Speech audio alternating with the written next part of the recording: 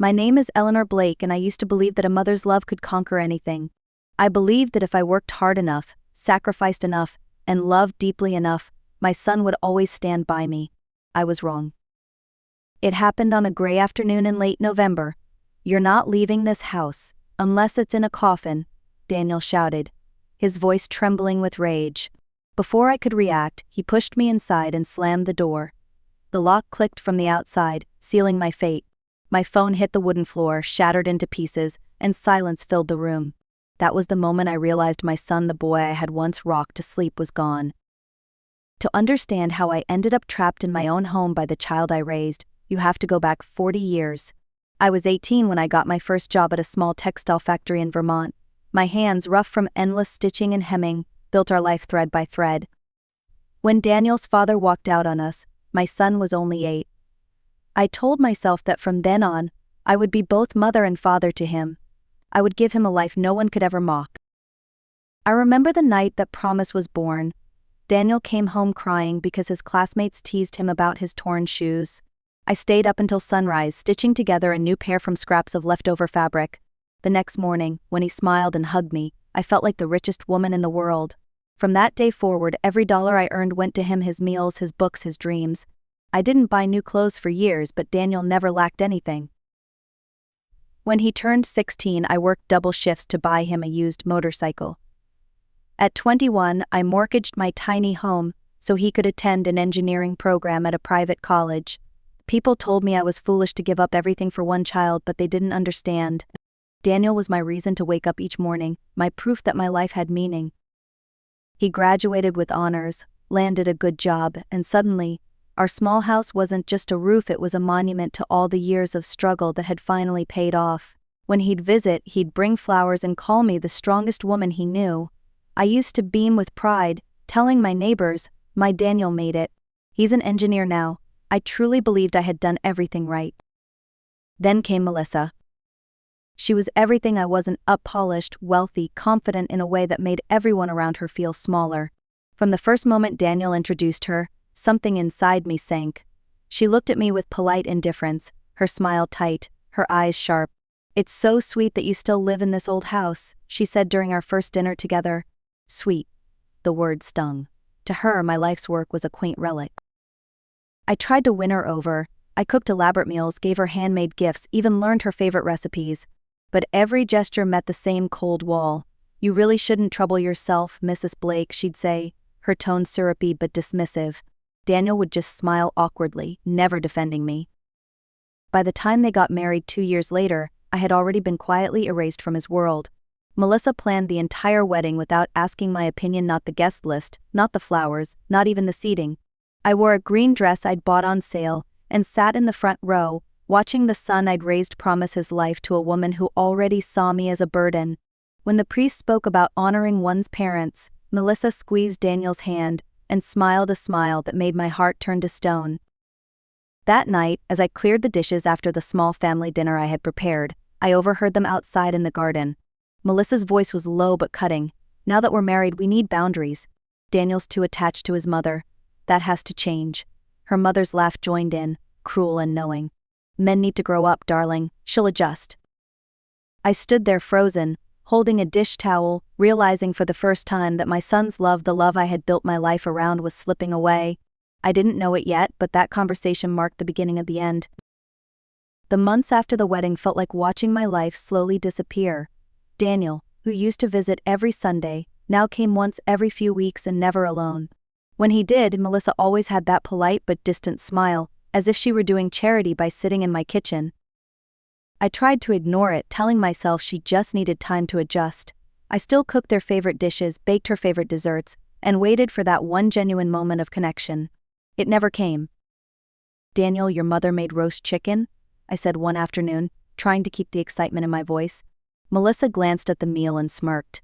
"That's sweet, but we're trying to eat cleaner these days, less heavy food, you know?"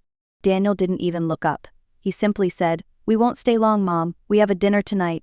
My heart sank as I watched the two of them eat quickly, their phones lighting up with messages from friends I'd never met.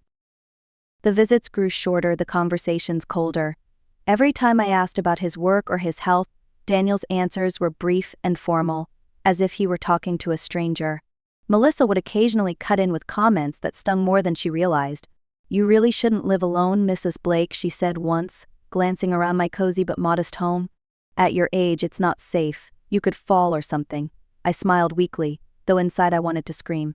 This house was more than bricks and walls. It was every drop of sweat I had ever shed, every dream I had ever saved for. Then came the day that broke something inside me. I had been sick for nearly a week, a stubborn fever that made it hard to breathe. Grace, my neighbor, brought me soup every evening, but I longed for my son's voice. So I called him. When he answered, the noise in the background told me he was out at some fancy restaurant. "Daniel," I whispered, "I don't feel well. Could you take me to the doctor? Just for a checkup?" He sighed. "Mom, not tonight. Melissa and I have an important dinner with her colleagues."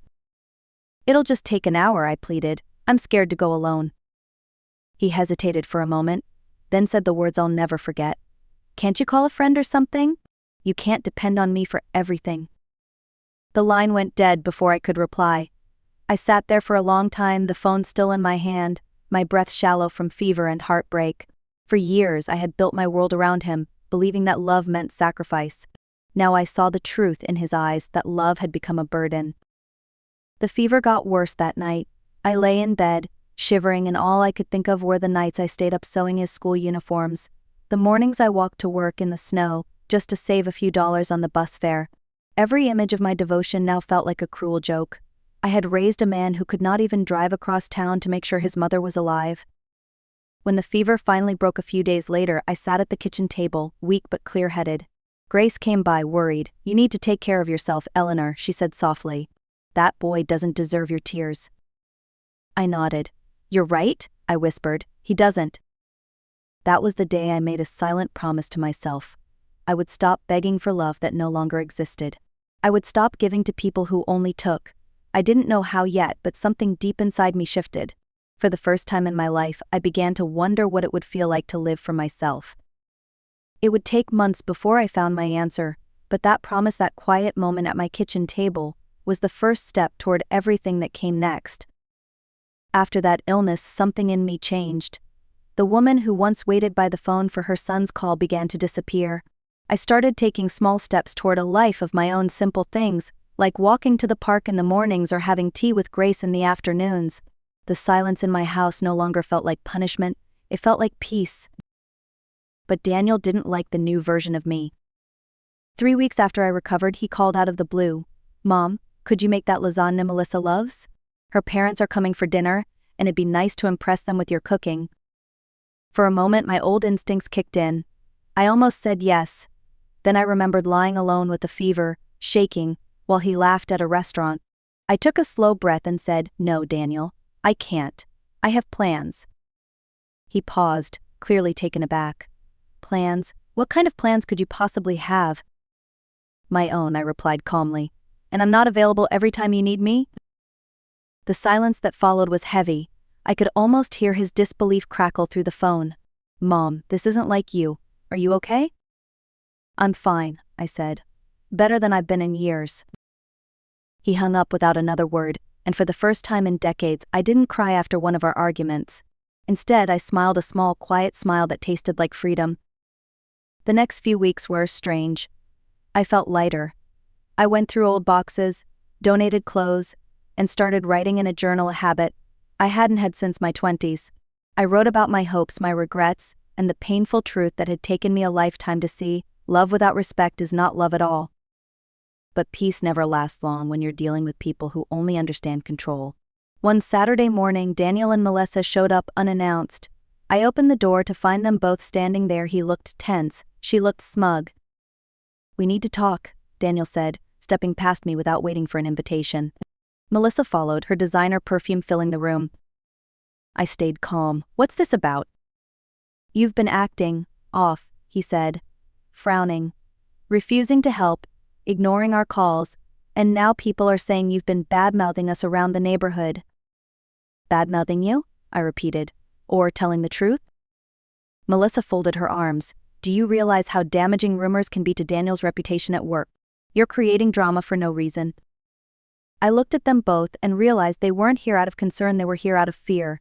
Not of losing me, but of losing control. You think I'm ruining your reputation, I said quietly. You did that yourselves. For the first time in a long while, I saw a flicker of uncertainty in my son's eyes. That's when I knew I finally had the upper hand, even if he didn't see it yet. That night, I sat by the window with a cup of tea, watching the snow fall outside. Grace's words echoed in my mind. He doesn't deserve your tears. She was right. He didn't. And from that moment on, I promised myself that the next time they tried to hurt me, I'd be ready. 2 weeks passed before I heard from Daniel again. This time, he didn't sound angry, he sounded calculated. Mom, he began in that overly sweet tone I'd come to recognize as false. Melissa and I have been thinking about your future. We want to make sure you're safe and comfortable as you get older. Every alarm bell in my body went off. Safe and comfortable, I repeated, trying to hide the tremor in my voice. What exactly does that mean? Well, he continued, maybe it's time you moved into a retirement home. Somewhere nice, with medical staff and activities. You deserve that kind of care. Melissa's voice chimed in on speakerphone. We already found a few lovely options, Mrs. Blake. You'd have your own room, 3 meals a day, and people your age to talk to. I took a deep breath. And my house.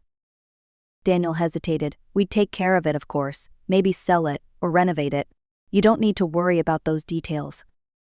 I almost laughed out loud. They weren't even pretending anymore. I see, I said softly. And this is all for my benefit. Of course, Melissa replied smoothly. We just want what's best for you. That was the moment I decided to act. The next morning, I called my lawyer, Mr. Cooper, a kind man who had helped me with my original will years ago. I need to make changes, I told him. Big ones. He didn't ask questions, he just came over that afternoon. By the time Daniel and Melissa arrived the next day, everything was ready. When they walked in, I played my part perfectly. My voice was small, hesitant. I've been thinking about what you said, I murmured. Maybe you're right. Maybe it's time I start planning ahead. Melissa's face lit up like a Christmas tree. Oh, Eleanor, that's wonderful. You're making the right choice. Daniel looked almost relieved. Did you call the lawyer? I did, I said. He came this morning. Good, he replied, visibly relaxing. And the new will? It's done. Yes, I said, handing them a neatly folded document. I even made you both copies. They exchanged triumphant smiles and sat on the sofa to read. Watching their eyes widen with greed was almost satisfying. They believed every word of the fake will I'd prepared, one that named Daniel as the sole heir to my home, my savings, and everything I owned. Melissa tucked the document into her purse as if it were a prize. This is for the best, really, she said. You'll thank us one day. I nodded, playing the role of the obedient, defeated mother. There's one more thing, I said gently. Something I found while cleaning the basement. It belonged to your grandfather, Daniel. I thought you might like to keep it. Grandpa? Daniel asked, curiosity piqued. What is it? It's down in the basement, I replied, moving toward the stairs. Come, I'll show you. They followed without hesitation. The basement was dimly lit, cold and quiet. The air smelled faintly of old wood and dust. As we reached the bottom of the stairs, I flipped on the main light. The walls came alive not with family photos, but with carefully organized documents, bank statements, and printed text messages. There were photos, 2 images of Melissa rifling through my drawers when she thought I wasn't looking, and Daniel yelling during our arguments. Melissa's smile faltered. What is all this? This, I said calmly, is my archive. Daniel stared at the walls in disbelief. Mom, what is this supposed to mean? It means I stopped being blind, I replied. Every insult, every lie, every threat, it's all here. Recorded, documented, and backed up. At the center of the room sat my laptop, open and glowing. Daniel frowned. Who are you talking to? I smiled faintly. Oh, just a few friends. My lawyer, a social worker, and a journalist I happen to know. They've been watching this conversation live for the past 20 minutes. Melissa's face turned white. You're insane. You can't record us without permission. Oh, but I can, I said, my voice steady. In my own home, I have every right to protect myself. And considering you destroyed my phone last time you were here, I think this is more than justified. Daniel's hands trembled. Mom, let's be reasonable. I was reasonable for 30 years, I interrupted, and all it got me was betrayal. I walked over to the table beside the laptop and picked up a single sheet of paper, the real will. You want to know what the new will actually says? I asked, handing it to him. Here, read it. He scanned the page, his face draining of color. You left everything to a foundation? Yes, I said proudly. A foundation for single mothers trying to raise their children alone. I thought it was fitting. Melissa exploded. You can't do this, we're your family. I looked her in the eyes. No, family doesn't threaten you, manipulate you, and plan to sell your home while you're still living in it. Just then, the faint sound of sirens echoed from above. I smiled and gestured toward the stairs. Ah, that must be the police. My lawyer thought it might be wise to have them witness the rest of this conversation. Daniel's shoulders slumped. Melissa froze. For the first time in years, I felt calm, not angry, not hurt, just completely free. I looked at my son and said quietly, You took everything from me, Daniel, but in the end I got something far more valuable back, my dignity. The police arrived minutes later, their flashing lights illuminating the front of my house like a final act on a dark stage. 2 young officers stepped inside, and I calmly explained everything: how my son had destroyed my phone, threatened me, and tried to manipulate my will. Grace, who had been waiting in the kitchen as my witness, confirmed every word. Daniel sat on the sofa, pale and silent. Melissa tried to speak, but her voice trembled too much to sound convincing. When one of the officers asked if I wanted to press charges, I looked at my son for a long time. For a moment, I almost saw the boy he once was, the one who used to hug me after nightmares and tell me he'd make me proud. Then I remembered the look on his face when he said, You can't depend on me for everything. Yes, I said firmly, I want to press charges. The statement hit him harder than any slap could have. He buried his face in his hands as the officers took their notes. Melissa's composure crumbled completely. You can't do this, she cried. You're ruining your family. I looked at her, my tone steady and calm. You ruined it the day you decided my love was something to exploit. The investigation moved fast. Within days, the local paper published the story. Engineer and wife accused of elder abuse and coercion. The journalist, Michael, who lived just a few blocks away, turned my story into a full-length piece titled, When Children Become Strangers. It spread like wildfire across town. Daniel was fired from his job within a week. Melissa lost her position at the clinic soon after. Their faces disappeared from social media, their smiles erased along with their reputations. One afternoon, a few weeks later, I sat with Grace at my kitchen table as sunlight poured through the window. She handed me the newspaper with a knowing smile. Justice has a way of finding its way home, she said softly. I nodded, sipping my tea. It always does, Grace. It always does. For the first time in years, the house felt warm again, not because someone filled it with noise, but because peace finally lived there. I had lost a son, but I had gained something I thought I'd never have again: my self-respect. And that, I realized, was worth everything. 3 months later, Daniel showed up at my doorstep. He looked nothing like the confident man who once threatened to take my home. His clothes were wrinkled, his eyes hollow, and his shoulders slumped under the weight of regret. When I opened the door, he whispered, Mom, can we talk? I stood there for a long moment, studying the face of the man who had once been my reason to live. There's nothing left to talk about, Daniel, I said quietly. Please, he begged. I've lost everything: my job, my marriage, my reputation. Melissa left me. I have nowhere else to go.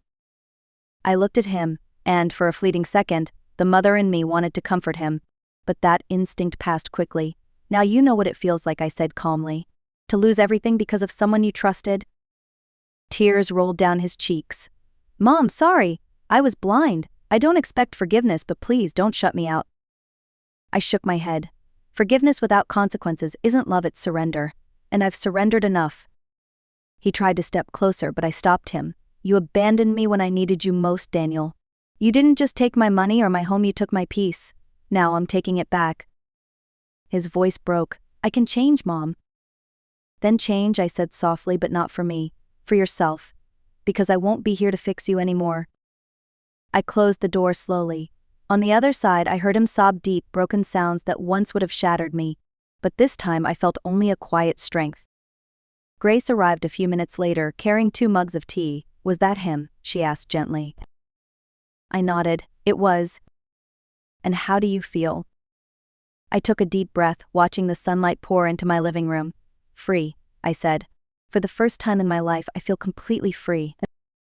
That night, as I sat by the window, I realized that peace doesn't come from being loved by others, it comes from finally loving yourself enough to let go. I had spent decades living for my son. Now, at 66, I was finally living for me. And to anyone listening who's ever been hurt by someone they love, remember this: your worth isn't measured by their gratitude. Stand tall, set your boundaries, and never apologize for choosing peace. If this story touched you, share it, leave your thoughts in the comments, and remember, you are never too old to take your life back.